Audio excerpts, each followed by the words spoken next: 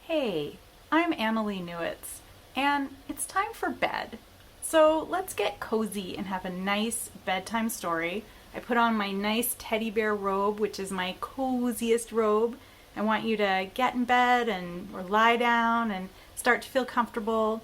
I am going to read to you a tiny little bit from my novel, The Future of Another Timeline, which is about feminist time travelers who are in a battle with some bad guys who are trying to erase women's rights from history. And I'm reading to you from a chapter that is from the point of view of one of the time travelers whose girlfriend has been murdered by the bad guys. And when they murder her, all memories of her disappear from the timeline, except one person who remembers her and tells Enid, our character, that she needs to go back and rescue her girlfriend. So this is how Enid, a pretty mild-mannered scientist, goes back in time to get the girl.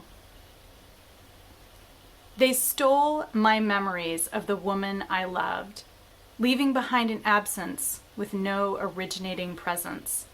It was hell. For weeks, I'd been overwhelmed by the feeling that I'd lost something. I kept searching for my phone, thinking I'd misplaced it. Then I was sure I'd deleted a database before backing it up. A part of me was missing, but I couldn't identify it. And that's why I wasn't surprised when Tess told me about Berenice at the last meeting. It hurt less to know, but it also hurt more. Immediately, I wanted to do everything in my power to revert that edit to the timeline and remember Berenice. The problem is that geoscientists aren't trained to rescue people from certain death at the hands of late 20th century queer-bashing assholes. Luckily, I knew someone who could help. I texted her after our meeting and she agreed to meet me for coffee. Delilah and I had known each other since undergrad at Duke, where we met in a cultural geology class. Thanks to her background in the geosciences, she became one of the most valuable agents at Pacific Life. She'd saved the company millions of dollars by traveling to prevent accidental deaths. The more people she rescued, the less the company had to pay out. I knew she'd have some good advice. By the way, in this world, geoscientists are time travelers. Sweeping into the cafe and designer loungewear, a brightly printed shirt and Nike slip-ons, Delilah had far more Hollywood lesbian chic than your typical insurance agent. We hugged and sipped our Gibraltars for a while before I told her about Berenice. My gut wrenched with longing for a woman I'd never known, and I had no idea how to bring her back. Delilah hit her jewel and surreptitiously blew vapor down one sleeve. So she was killed outside a gay bar? I've done a few hate crime reversions. They're actually easy to prevent because they're usually random. Bigger problem if it's premeditated. Then you might prevent the death at one time only to have it crop up again earlier or later. We think it was premeditated. Someone wanted to edit her out of the timeline. This is getting more interesting. Delilah raised one delicate finger and started taking notes on her phone. Why was she a target? I knew I could trust Delilah, but I still didn't want to tell her about our secret group of feminist time travelers. Cone of silence, okay? She nodded, intrigued.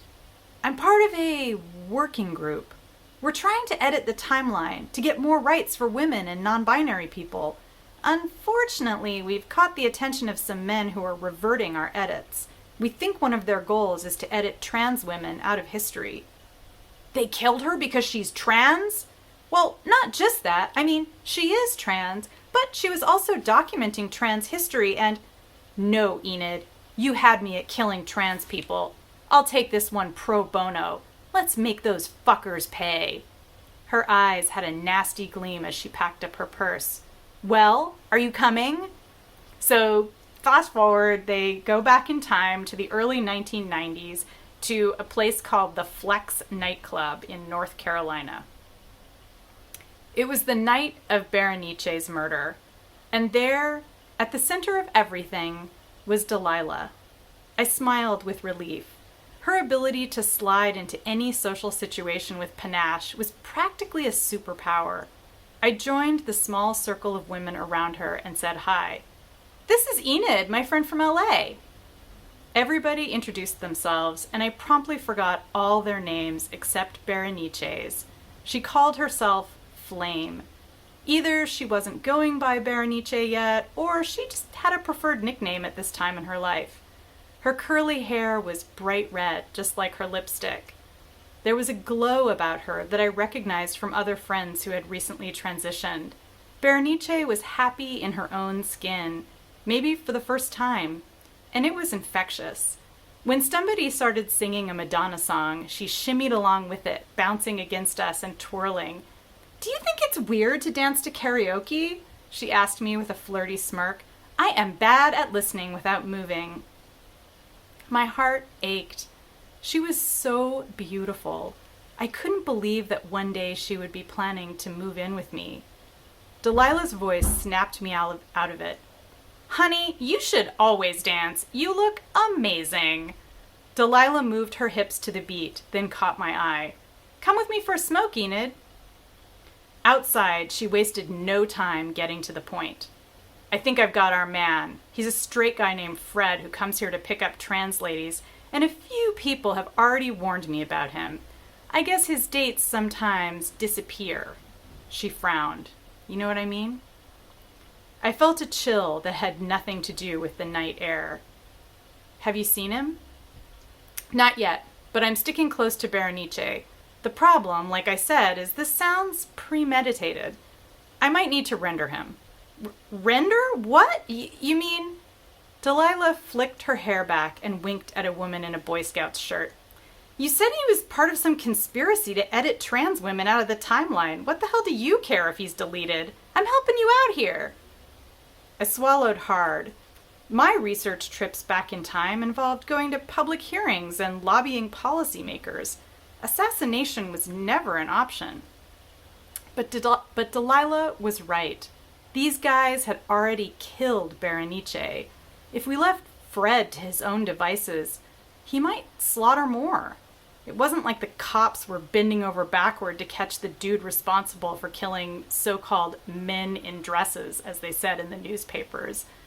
I scowled at the memory of those words. "Sweetie, this isn't my first rodeo," Delilah continued. "Sometimes it's just cheaper to render someone, especially when there's a multi-million-dollar policy on the line. I can handle it." We went back inside.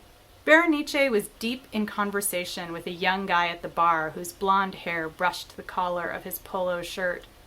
Edging closer to them, I noticed his skin was preternaturally clear, as if he'd never had a pimple in his life. He smelled like baby powder. "Who's your friend?" Delilah asked, gesturing for the bartender at the same time. Berenice opened her mouth to speak, but the man talked over her. "I'm Fred. Who are you?" "I'm Delilah. Can I get you a drink, Fred?" He held up a glass with brown liquor in it. "I'm good." "Oh, good. Come here often, Fred?" Berenice was getting restless. Our eyes met, and it was almost too much. I tried to imagine what she'd look like in 30 years, when we would be figuring out how to consolidate our couches and what color to paint the walls. Then she smiled, and I threw off all the weight of a future I'd lost. It was time to make a new future. "Hey, Flame, let's dance. I love this song." Two women on stage were singing the hell out of In Vogue. Berenice jumped up with me instantly, and we wiggled around the floor with a few other people singing along. I kept Delilah and Fred in my line of sight. She'd lured him in completely. He couldn't seem to take his eyes off her.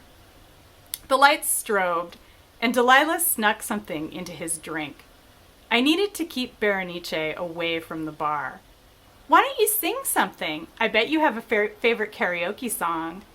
She gave me a mischievous look. "Maybe." "What is it?" I played along. "I'll do it if you promise to dance." I nodded enthusiastically. and Berenice flipped through the thick songbook to find her number. Meanwhile, across the club, Fred was stumbling against Delilah like he was blackout drunk. Motioning to Berenice that I'd be right back, I made a beeline for them.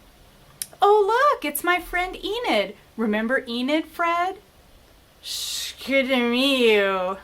Fred put his arm around me. "Let's go, honey." "Let's go? Yeah, that's a good idea, Fred." Delilah looped his other arm around her shoulder, and we practically dragged him into the street. We tried to prop him against the side wall of the club, but he kept sliding down. "Oh, Fred, you've come a long way to meet girls, haven't you?" Fred regarded us blearily. "Snow girls, just mutilated men." He grabbed my shirt in a desperate attempt to stay standing. Do you know is wrong. Sad. Men have pride. Women serve. It's natural." I tried not to recoil in disgust. "What did you give him?" "A lot of GHB. Mix it with booze and people will melt." Delilah gave me a hard smile. "I think you're right that this is our guy." "Great, can you hold him for a sec?" Delilah was rooting around in her purse. "Oh, perfect." She pulled out something that looked like a scrap of paper, which she folded in half. Now a tiny needle stuck out of the fold, and she quickly jabbed it into Fred's neck. "You can let go now. Let's have a drink." I heard Fred thump to the ground behind us. What was that?"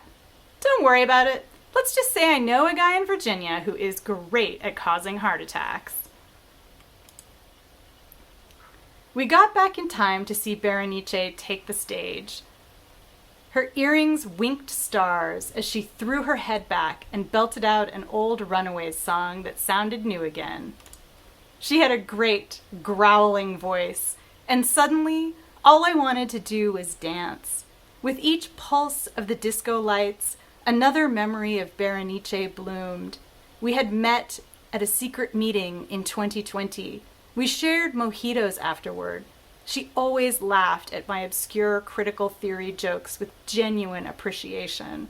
We kissed for the first time in Powell Library on the wide, sunlit stairway with its worn Spanish tiles. At an applied cultural geology conference in Phnom Penh, we skipped out early to get sugary cakes at Brown Coffee. We played footsie under the table, and I looked into her face and knew at that moment that I loved her.